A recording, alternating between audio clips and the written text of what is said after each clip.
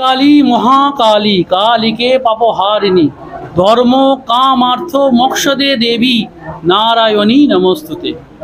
আমি করুণাময়ী আশ্রমের পক্ষ থেকে, ঝন্টি শীতলা আশ্রমের পক্ষ থেকে আপনাদের চ্যানেলকে স্বাগত জানাচ্ছি। আজকে দীপান্বিতা অমাবস্যা, প্রতি বছরের ন্যায় আজকে আমার মায়ের, আমি বলি মায়ের বিবাহের দিন।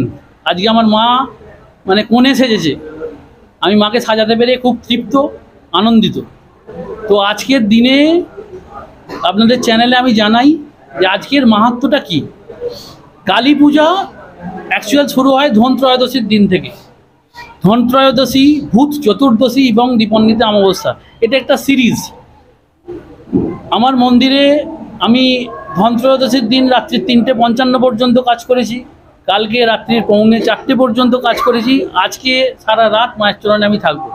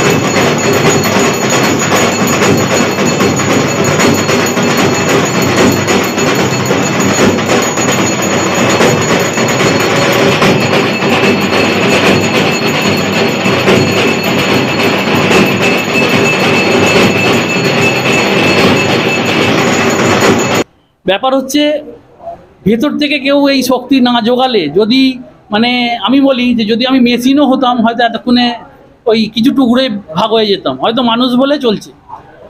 তো এটা হচ্ছে আমার মনে হয় যে জগৎজননীর শক্তি, তার যে দম, সেই দম মানে অশেষ দম আর কি, যে দমের কোনো শেষ নেই, সেই দমের পরিপ্রেক্ষিতে আমি ছুটে চলেছি। আজকে দীপান্বিতা অমাবস্যার সেন্স বলছে আজকে পজিটিভ এবং নেগেটিভ এনার্জি দুটোই সমান মাত্রায় থাকে। বলছে মহাকাল, আমাদের যে কাল চক্রকে যে নিয়ন্ত্রণ করে সে হচ্ছে মহাদেব মহাকাল।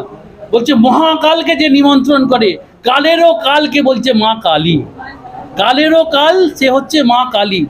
তাহলে শক্তি ছাড়া শিব অন্ধ, শক্তি ছাড়া শিব সামর্থ্যহীন, শক্তি ছাড়া শিব অস্তিত্বহীন। আজকে আমরা এমন একজন মায়ের পায়ের তলায় বসে আছি, যে নিজের পায়ের তলায় স্বয়ং দেবাদিদেবকে রেখেছে, দেবের আদিদেব তার পায়ের তলায়। তাহলে আজকের দিনে দাঁড়িয়ে আমরা তার পূজন, তার ভজন, তার হোম, এই সব ক্রিয়া সারা রাত ধরে চলবে। আমার গ্রাম, আমার আশেপাশের ভক্তবৃন্দ, আমার আশ্রমস্থিত ভক্তবৃন্দ, আমার অনেক শুভানুধ্যায়ী আজকে এই পুজোয় আমন্ত্রিত। তারা এসছে, তারা আনন্দ করছে। এবং আমি মাকে আজকে সকালে বলছিলাম যে এই আনন্দটা যেন মানে যুগ যুগ ধরে চলে যায়। হয়তো আমি থাকবো না, কিন্তু এই আনন্দটা যেন বন্ধ না হয়। এই আনন্দর যেন অবিরল ধারা মায়ের চরণে, যে মায়ের যে চরণ ধরে আমরা পাই, সেটা যেন চলতে থাকে। এখানকার অলৌকিক ঘটনা, মায়ের চরণে অলৌকিক ঘটনা অনেক রকম আছে। প্রথম বলি, আমার এখানে মায়ের চরণে ওইখানে দেখবেন মায়ের ক্যামেরা লাগানো আছে। তো অন রেকর্ডিং মায়ের কিছু অলৌকিক ঘটনা আছে, যেটা রেকর্ড পর্যন্ত হয়েছে, কিন্তু সেগুলো আমি এই মুহূর্তে ডিসক্লোজ করাটা আমার মনে হয় না আজকের দিনে উচিত হবে। কারণ মায়ের লীলা যেটা উনি দেখিয়েছেন, যেটা উনি বলেছেন, ওনার মধ্যেই যদি থাকে সেটা অনেক মনে হয় বেটার হবে। আর ব্যাপার হচ্ছে, আমি মনে করি কোনো বাইট দেওয়া বা কোনো লীলা যদি প্রকাশ্যে আনি, হয়তো আমার মন্দিরের প্রচার আরও 3 গুণ হবে কি 4 গুণ হবে। কিন্তু যার চরণে আমি বসে আছি, সে যদি নিজের প্রচার চায়, তো সেখানে কোনো বাইট আমার মনে হয় না লাগবে, বা কোনো অলৌকিক ঘটনা মনে হয় না আমায় বলতে হবে। তো আমি রাজরাজেশ্বরীর চরণে বসে আছি, সে নিজের কি বলবো প্রচার নিজে করে নিক। এটা আমার কামনা বাসনা। আপনার নাম?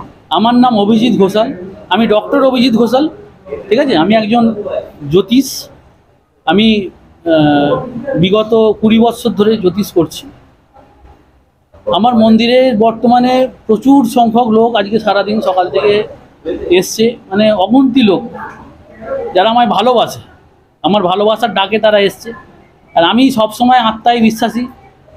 আমি বলি ভাই প্যার কা কোই সওদা নেই।